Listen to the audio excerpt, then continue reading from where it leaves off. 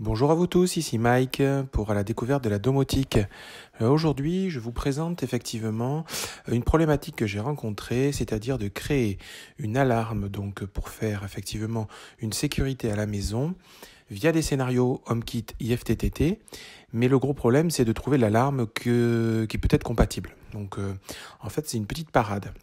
Je suis allé sur Amazon et j'ai acheté effectivement cette version d'alarme de maison. Ça vaut effectivement, avec le transformateur que vous verrez plus tard, juste 30 euros. C'est une alarme qui est étanche, donc il pourrait se mettre dans le dehors effectivement aussi dans l'absolu. Ce n'a pas été mon cas, mais on voit qu'elle est quand même de qualité, c'est-à-dire qu'elle est assez lourde et effectivement elle a un son plutôt important.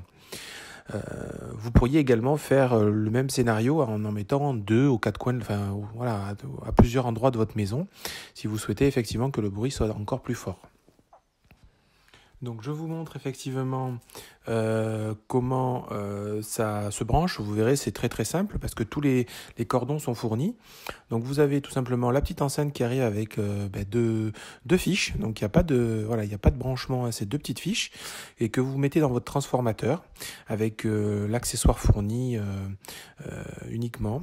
Et donc après il faut le régler tout simplement sur 12 volts pour que ce soit le plus compatible possible avec l'enceinte. Qu'est-ce qu'on peut faire avec tout ça? Donc avec tout ça, il faut la brancher en fin de compte sur une prise. Là, je vous montre un scénario HomeKit que l'on pourrait mettre en place.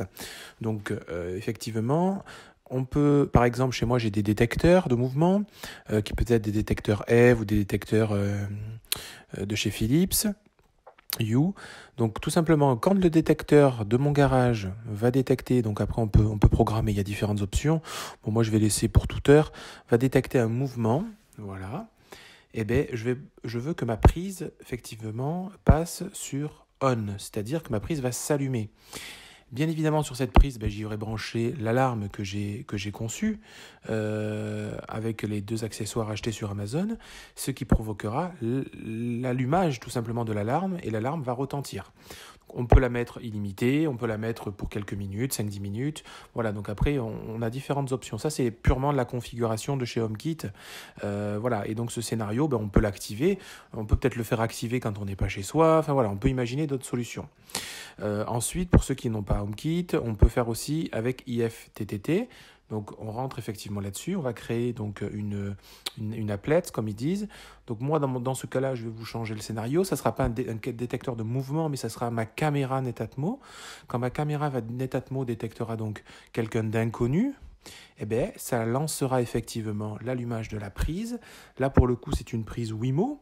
Donc, contrairement à la première qui était une prise compatible HomeKit de chez Legrand, là, je prends ma prise Wimo, mon switch, et effectivement, quand ça va s'allumer, mon alarme va retentir.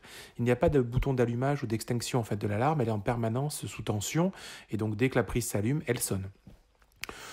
Moi, je voulais vous faire partager ce scénario parce qu'effectivement, quand effectivement j'ai eu besoin de vouloir créer, faire fuir effectivement s'il y avait un jour une intrusion chez moi, je ne trouvais pas de solution réelle.